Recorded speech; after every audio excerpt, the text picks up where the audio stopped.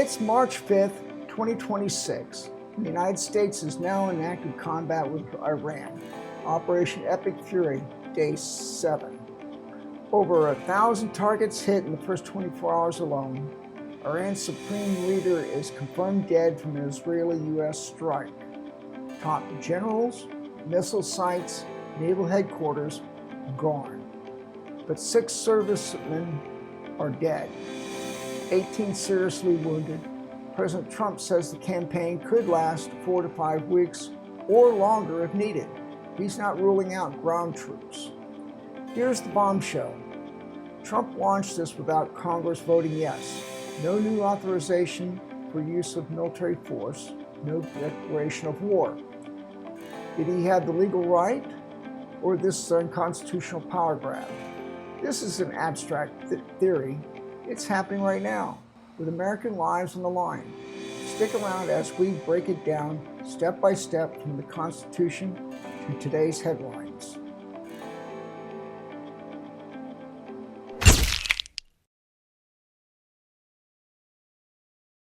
U.S. military forces in the Middle East. I'm here to provide you an update on Operation Epic Fury, now in our 4th day of execution. First, I'd like to express my deepest condolences to the families and teammates of the extraordinary Americans who've been killed in action, and I'd also like to extend our prayers for a speedy recovery to the wounded. Yesterday, you heard from Secretary Hegseth and the Chairman of the Joint Chiefs. Today, I'd like to give you an operational update on where we are and provide you with some key facts. By order of the President of the United States and the Secretary of War, our military in the Middle East is undertaking an unprecedented operation to eliminate Iran's ability to threaten Americans, as they've been doing for nearly half a century. Having spent more than 36 years in the military, I could not be prouder of America's sons and daughters in uniform who are answering the call. More than 50,000 troops, 200 fighters, 2 aircraft carriers, and bombers from the United States are participating in this operation, and more capability is on the way. These forces bring a massive amount of firepower, representing the largest buildup by the U.S. in the Middle East in a generation. Let's start at the beginning, the Constitution. Article 1, Section 8 gives Congress the power to declare war, grant letters of marque and reprisal, and make rules that concern captures on land and water. Also to raise armies, maintain a navy, and call forth the militia. That's deliberate. The framers, fresh from fighting a king who dragged them into wars, wanted the people's representatives to declare when nations go to war. No single person should have that power. Then Article 2, the President is Commander-in-Chief of the Army and Navy, and the militia of the several states was called into the actual service of the United States. So Congress declares or authorizes, the President directs and executes. Sounds balanced, but reality, the U.S. hasn't declared a formal declaration of war since 1941, World War II. Everything after, Korea, Truman, no declaration. Vietnam, escalation under Johnson-Nixon. Grenada, Reagan. Panama, Bush Sr. Gulf War, Bush Sr. Got authorization, but not a declaration. Iraq and Afghanistan, Bush Jr. used the 2001 and 2002 authorizations. Libya, Obama airstrikes. Syria strikes, Trump in 2017 and 2018. Presidents act first, ask or don't ask later. Why? Modern threats, missiles, proxies, nukes move fast. Waiting for 535 members of Congress could be fatal. But critics say that's exactly why the framers split the power, to prevent rash, endless wars.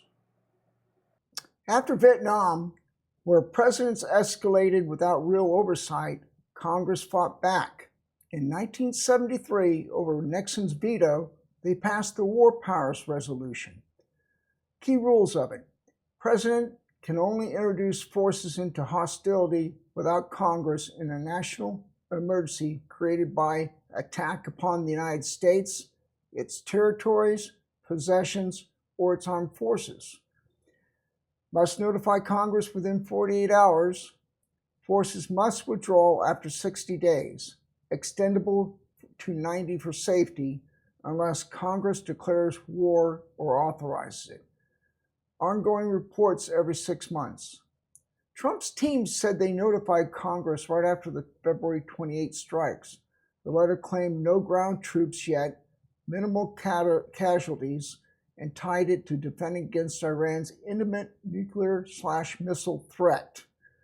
But as of today, March 5th, the 60-day clock is ticking, and critics like Democrats like Senator Tim Kaine, Representatives Ro Khanna, and Thomas Massie are forcing votes on war powers resolutions this week to block further action without approval. Speaker Mike Johnson calls it frightening to tie Trump's hands mid-operation.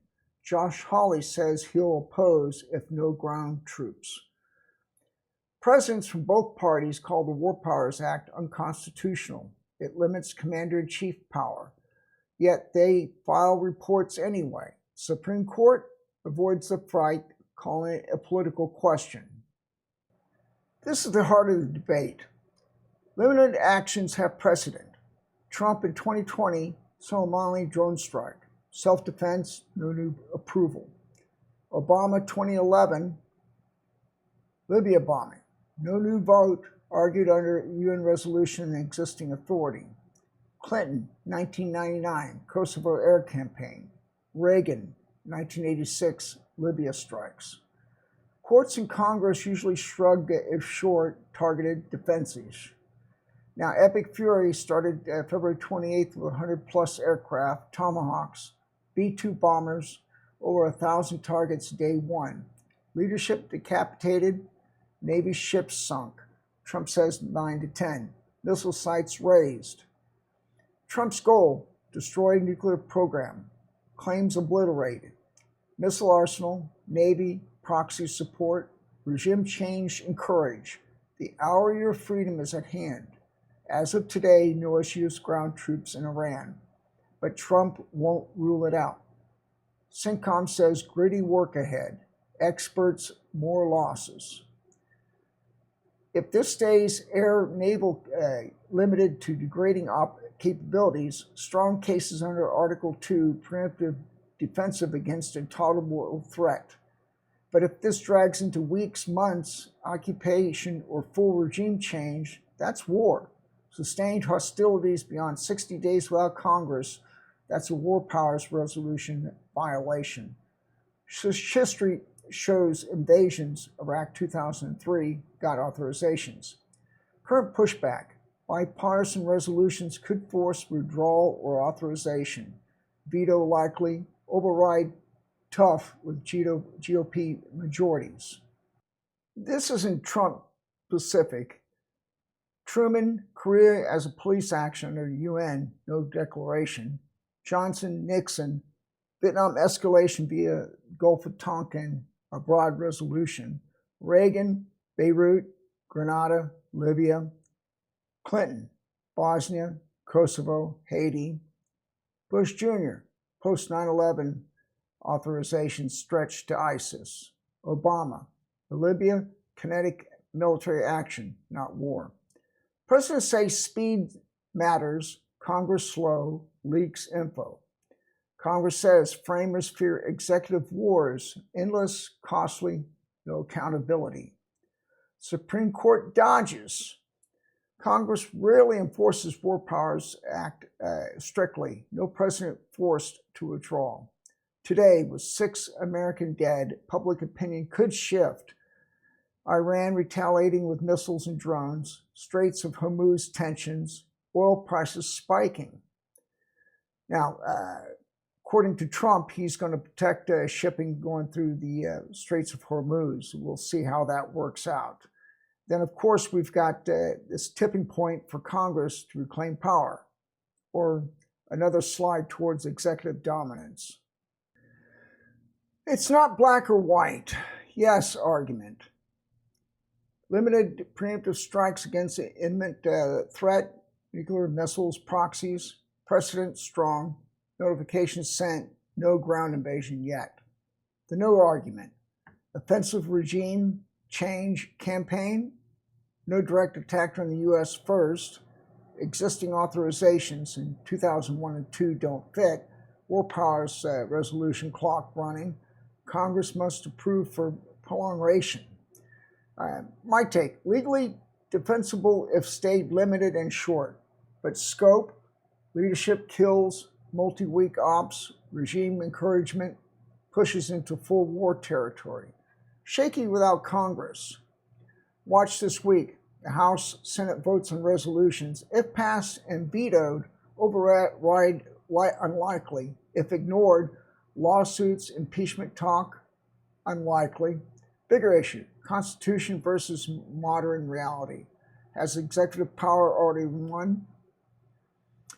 Okay, in closing, let's look at this. Conflict could reshape the Middle East or drag us into another long war.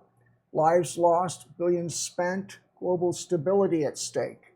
The Constitution hasn't changed, but has our system. What do you think? Legal precedent or time Congress step up? Drop your comments. This is not about being on the left or right.